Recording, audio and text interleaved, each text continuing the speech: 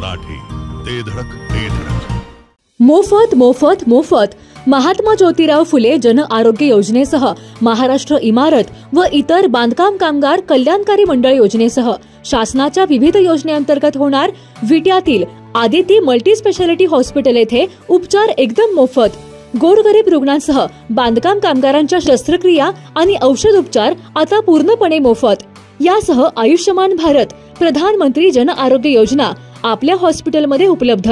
विट्यातील Aditi multi speciality hospital संचलित बंडगर हॉस्पिटलमध्ये होणार सर्व प्रकारची ऑपरेशन आणि औषध उपचार पूर्णपणे मोफत. यामध्ये orthopaedic, पॉलिट्रोमा, pen modular injection, general surgery, dialysis, medicine वरील उपचार आणि ऑपरेशन योजनेअंतर्गत होणार अगदी मोफत.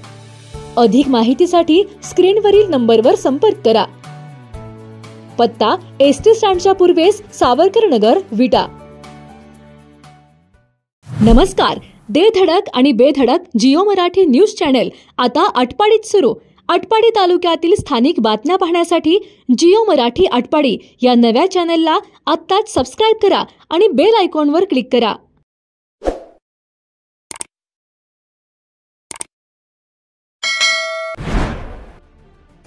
आमदार सुहास बाबर यांनी आटपाडीत मोठा मास्टर स्ट्रोक मारल्याचे समोर आलंय. आटपाडीतील आंदोलनापूर्वीच आमदार सुहास बाबर यांनी विकास आराखडा रद्द करण्यासाठी महत्त्वपूर्ण भूमिका बजावली आहे. सदर विकास आराखड्याला शासनाकडून स्थगिती देण्यात आल्याची माहिती सुहास बाबर यांनी दिली आहे.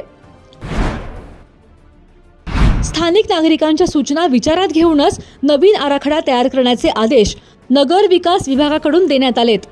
या निमित्ताने आटपाडी तालुक्यातील सर्वपक्षीय नेते आणि नागरिकांच्या मागणीला देखील मोठं यश आलंय. आटपाडीतील विकास आराखड्यास स्थगिती मिळाल्यामुळे उद्या होणाऱ्या दांडके मोर्चाला आता ब्रेक लागलाय. आटपाडी नगरपंचायतीत सध्या प्रशासक राज सुरू आहे. अशातच नगरपंचायतीच्या प्रारूप आराखड्यास शासनाकडून काही दिवसांपूर्वी मंजुरी मिळाली होती. परंतु या आराखड्यावर आक्षेप घेत आटपाडीतील राजकीय नेत्यांसह नागरिकांनी सदर आराखडा रद्द करण्यासाठी आक्रमक भूमिका घेतली होती. त्यानुसार माजी आमदार राजेंद्र देशमुख, आनंदराव पाटील, भारत पाटील, अनिल पाटील, ऋषिकेश देशमुख, शैलेश ऐवळे, रवी लांडगे आणि अशोक लवटे यांनी पत्रकार परिषद घेत उद्या सोमवार 4 ऑगस्ट रोजी दांडके मोर्चा काढणार असल्याचा इशारा दिला होता.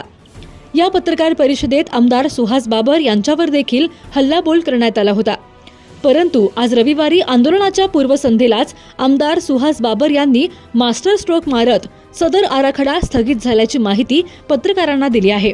आटपाडीतील विकास आराखड्याबाबत नागरिकातून संतप्त प्रतिक्रिया येत असतानाच आमदार सुहास बाबर यांनी 6 जुलै रोजी उपमुख्यमंत्री व नगर विकास मंत्री एकनाथ शिंदे यांना आराखडा रद्द करण्यासंदर्भात निवेदन दिले होते. सदर पाठपुराव्याला यश आले असून आटपाडीतील विकास आराखड्याला शासनाने स्थगिती दिल्याची माहिती आमदार सुहास बाबर यांनी दिली आहे. त्यामुळे आटपाडीत होणाऱ्या नियोजित दांडके मोर्चाला ब्रेक लागला असून माजी आमदार राजेंद्र देशमुख, आनंदराव पाटील, भारत पाटील यांच्यासह नागरिकांनी घेतलेल्या आक्रमक भूमिकेला यश आल्याचे दिसून येत आहे. जिओ मराठी, ते धडक ते